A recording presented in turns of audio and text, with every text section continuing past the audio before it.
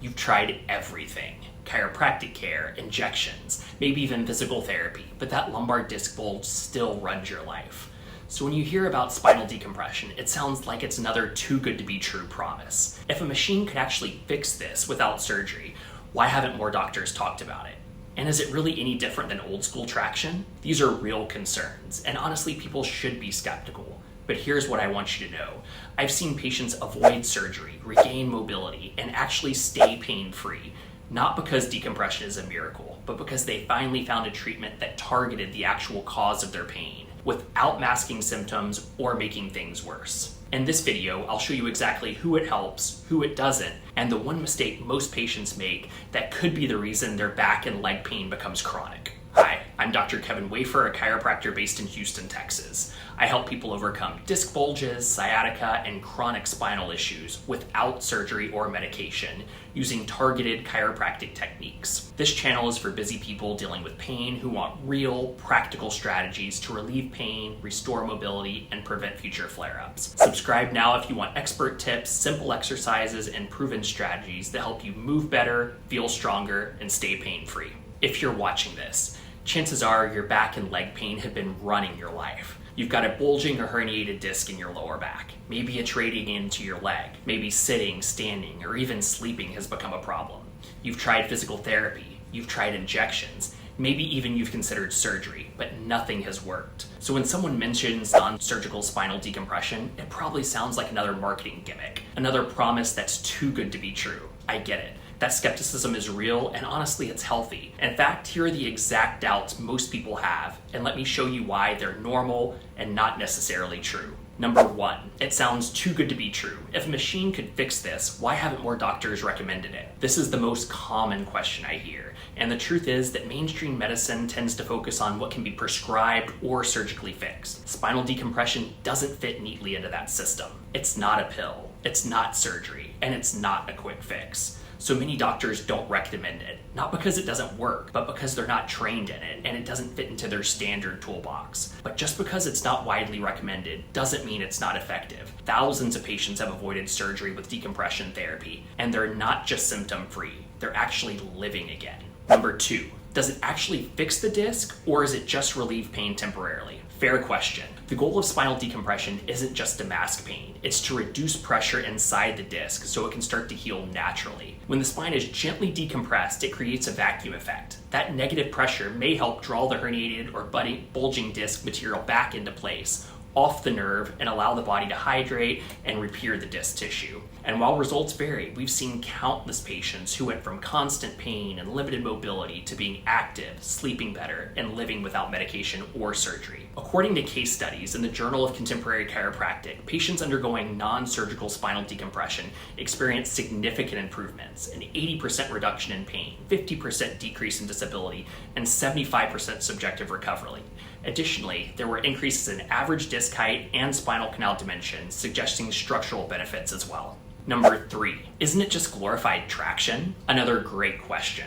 Traction and spinal decompression may sound similar, but they're completely different in how they affect the spine, and more importantly, how they promote healing. Traditional traction is a sustained pull. It simply stretches the spine without variation. Same with inversion tables. They flip you upside down and use gravity to apply traction, but it's still one continuous force. There's no targeting, no cycling, and no control. Spinal decompression, on the other hand, is computer-controlled and rhythmic.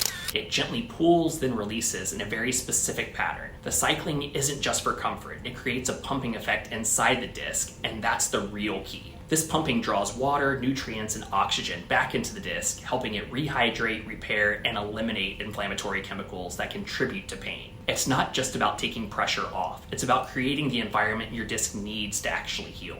Number four, why don't more surgeons or neurologists support it? Most surgeons are trained to solve mechanical problems with mechanical solutions, like cutting or fusing. Neurologists focus on the nerves and symptoms. Neither are trained in decompression therapy. But that doesn't mean that they're against it. It just means it's not in their treatment model. In fact, many patients who were told their only option was surgery have gone through spinal decompression and never had to go underneath the knife.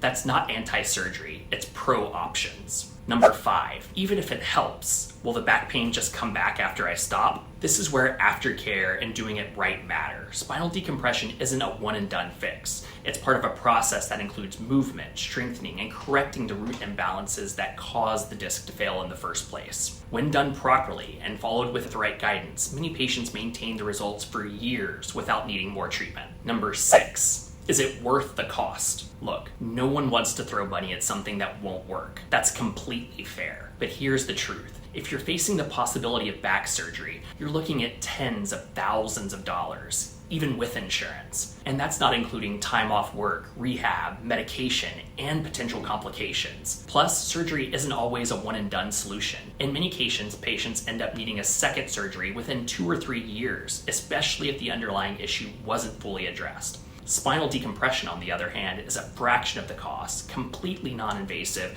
and has zero surgical risk. And more importantly, it's not just about relieving symptoms. It's designed to target the root problem and give your disc the chance to heal naturally. In many cases, it doesn't just save your back, it saves your wallet too. Number 7, is there even real science behind it? Yes. While more long-term studies are still being developed, there's a growing body of research that supports spinal decompression's effect on reducing disc pressure, improving nerve function, and reducing symptoms. And more importantly, there's a patient's cases whose results speak for themselves. People who are now walking pain-free, playing with their kids again, and living without the fear of surgery. I'll share a patient success story in just a moment. Someone who was in constant pain and finally found relief without surgery.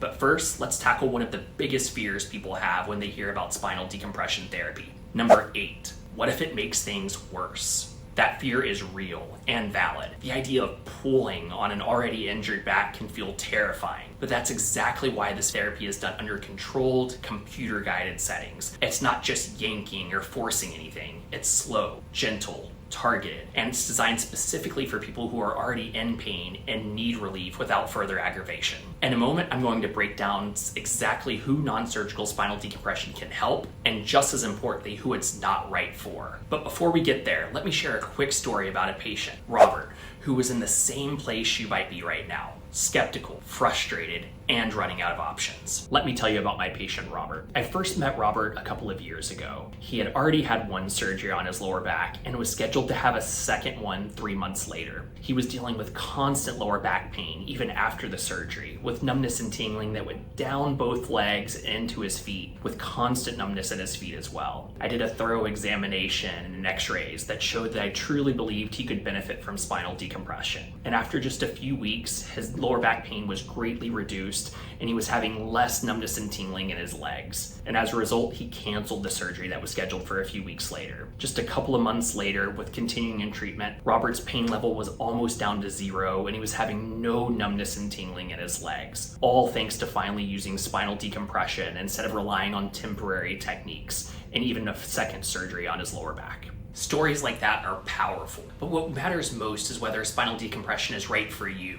So let's talk about exactly who this treatment can help and who it is not meant for. Who is spinal decompression for? Spinal decompression is specifically designed for people who are suffering from disc-related issues that are causing chronic back pain, leg pain, or numbness and tingling.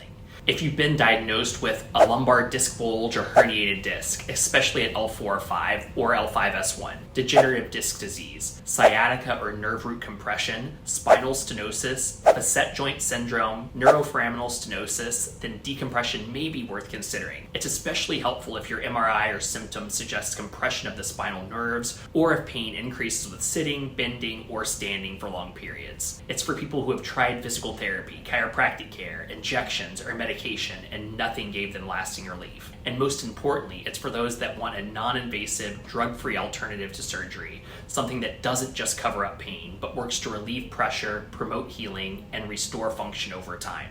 Who is spinal decompression not for? While spinal decompression can be life-changing for the right person, it's not a one-size-fits-all solution, and it's important to know when it might not be right for you. Decompression is not recommended for people with severe osteoporosis or spinal instability, spinal fractures, spinal tumor or infections, metal implant screws or cages in the spine, advanced spondylolisthesis, cauda equina syndrome, or serious neurological conditions, or if you're pregnant due to traction forces involved. Also, if your primary pain isn't caused by a compressed disc or joint, decompression may not target the true root cause of your problem. That's why a thorough evaluation and imaging is critical before beginning treatment. It's not for everyone, but when it's the right match, it can be the breakthrough people have been searching for. But here's the truth most people don't hear early enough. The biggest mistake patients make is waiting too long to address the root problem while chasing temporary relief. They try stretching, massage, ice, heat,